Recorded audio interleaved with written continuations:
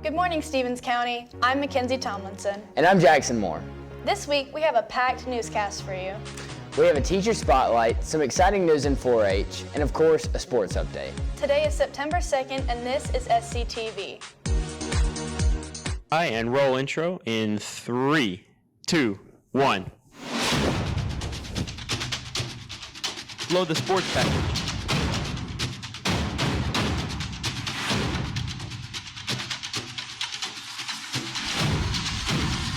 Cue anchors. No. Knew that was coming. Roll the science lab. Preview the next package.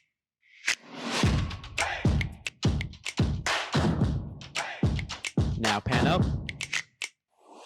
And rolling in 3, 2, 1. Mike and cue the anchors. As you know, there are a lot of new teachers and staff at SCHS this year. This week we headed down to the Ag Room to sit down with one of the new teachers. I am from Habersham County, which is right down the road, and I chose Stevens County because I student taught here last semester in the spring. And during my time here, I got really close to the kids. I think Stevens County has some of the best kids to work with, and they're really the ones that wanted me to come back, and I wanted to come back to be with them and watch them go from freshman to senior and see where they go in life. I think it'd be a very fun adventure. I chose FFA and ag teaching just because in high school, I was always very involved in it. It changed my life for the better. I used to be terrified to speak in front of people, and FFA pushed me out of my comfort zone, where now I've spoken in front of crowds of 500 to 1,000 people at a time. And it really just made me who I am today. And so I want to give kids that same opportunity I was given through FFA. We caught up with Mr. Brown another day to find out all about FFA. In FFA, we have what we call career development events or leadership development events, CDEs and LDEs. They range from categories such as vet science to poultry evaluation to public speaking. And we get to go and compete against other FFA programs, first here near Stevens County, but then on a state and national level. We also offer livestock showing, where you can show cattle, swine, goats, and lambs. You can show those against other members from around the state as well. And then we get to go along to state convention, national convention, FFA camp, region rally, and tons of other different conferences where students get to meet other FFA members and compete against them in a multitude of different events.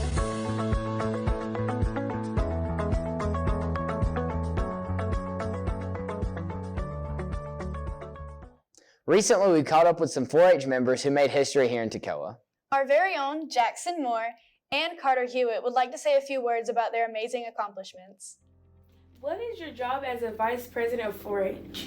So as vice president, I will make sure the board knows what we're doing, and sometimes I will preside over assemblies such as Capitol Day with the Capitol, where we'll meet senators and legislators and learn about civic engagement. 4-H is all about youth development. It's to make your next president, your next leader, your next commissioner, and make sure everybody knows what is in the real world. All right, can you tell us a little bit about your 4-H year so far? Yeah, my 4-H year this year has been it's been really good. I've got to do a lot of cool stuff, meet a lot of cool people. I've been able to go to compete in District Project Achievement, which is it's an event where you present a presentation. I got to compete at the district level and the state level. I recently got to go to 4-H camp, and then most recently I was elected to serve on the 4-H State Board of Directors. Great job, Jackson. Another accomplishment here at SCHS came of our audio, video, tech, and film class. Levi Waters recently won the Hope Film Challenge. This was a national contest, and his film will be featured in the PBS series Hope Givers. Here's some more about the event. Last school year, a group of students came together to tell a story about a special young man who attends our middle school in Stevens County. As the project evolved, it became a powerful story, not only of hope, inspiration, but also a special friendship. The audiovisual students decided to enter the film in a contest known as the Hope Film Challenge.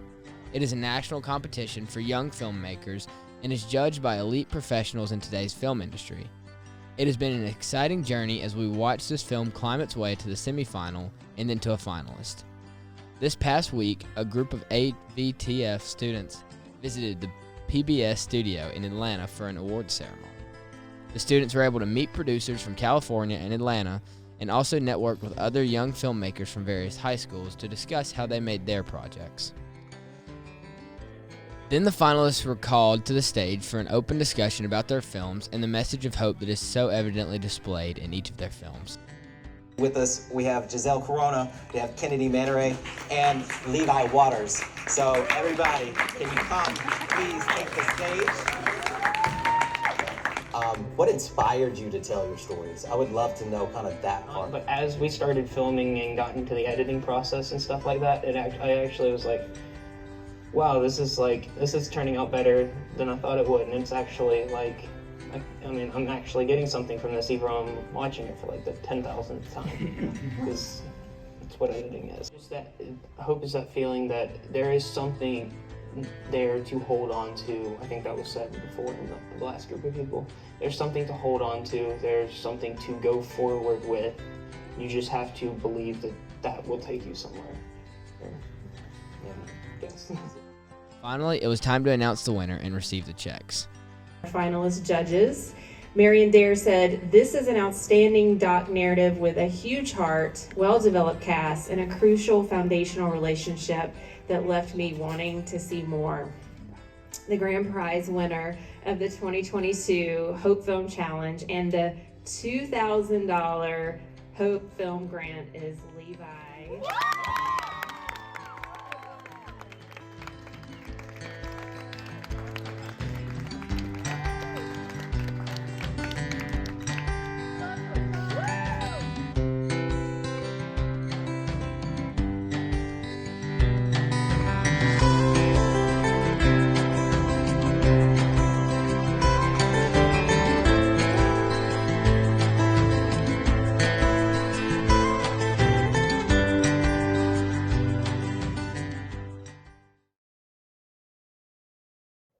Awesome job, guys. Now it's time to throw over to Chloe and Gavin for a sports update.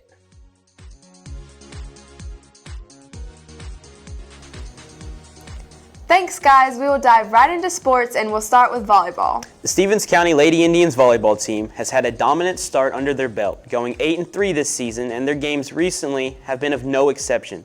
The Lady Indians volleyball varsity team won 2 out of 3 sets against both Lake Oconee and Commerce on August 25th. The junior varsity team also won 2 out of 3 of their sets against Lake Oconee and Commerce. Allie Brock did well enough to be a nominee of the Blitz Player of the Week, which is a huge accomplishment for her and the team. She had 8 aces, 13 kills, and 23 digs over the 3 matches. We caught up with her to get her thoughts on the team. I hope that our team works super hard together and we bond more and more. The way we encourage each other, and we all just bond really well. This has been a great season, and we encourage each other, saying great pass, great hit, and it just really builds us up to become better as a whole. The Lady Indians softball team played Eagles Landing Christian Academy on Saturday. They unfortunately lost with a score of 6-4. That same day, they played Prince Avenue and lost 11-2.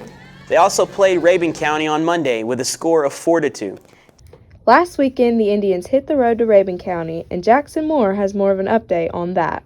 Last Friday, the Indians hit the road to Rabun County, and after an hour-long lightning delay, they were finally able to hit the field. The Tigers won the toss and chose to receive the ball.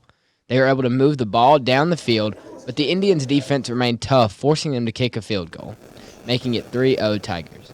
The Tigers' defense remained tough as well, and it quickly became a defensive battle. But the Indians were able to put points on the board when Javen Gordon powered his way down the field, and TJ Everett was able to drive it into the end zone for a touchdown, making it 7-3. Penalty flags were thrown a lot throughout the game, but check out this takedown by Aiden Butts. The Indians went into halftime up 7-6. Second half was close, much like the first half. Both teams played very well on defense, stopping each opposing offense. Unfortunately for the Indians, Rabun County converted a 4th down play and scored on a busted play late in the third quarter.